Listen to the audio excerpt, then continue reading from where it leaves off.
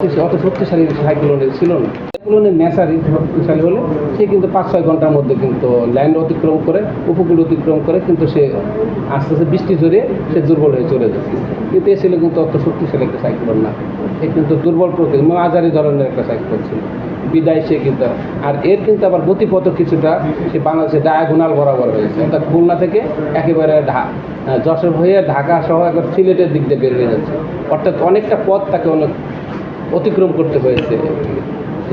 সেই জন্য কিন্তু সে ক্ষয়ক্ষতির পরিমাণটা, বৃষ্টির পরিমাণটা অনেকক্ষণ পর্যন্ত দিতে পেরেছে। হয়তো ঘুরি ঘুরি পড়তে পারে দু এক জায়গায়, আমরা কিন্তু আপাতত বা বৃষ্টিপাতের সম্ভাবনা নেই।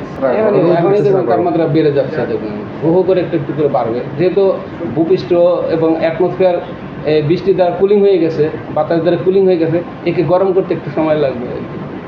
আবার যেহেতু যে জলীয় বাষ্পগুলো ছিল, জলীয় বাষ্পগুলো বৃষ্টির জন্য পানি হয়ে চলে গেছে, আবার অ্যাটমসফিয়ারের ভিতরে যখন আস্তে আস্তে জলীয় বাষ্প যোগান হবে, তাপমাত্রা একটু বাড়তে থাকবে, মানুষের ভিতরে অস্থিরতা একটু বাড়বে, অস্বস্তিকর পরিস্থিতি সৃষ্টি হবে।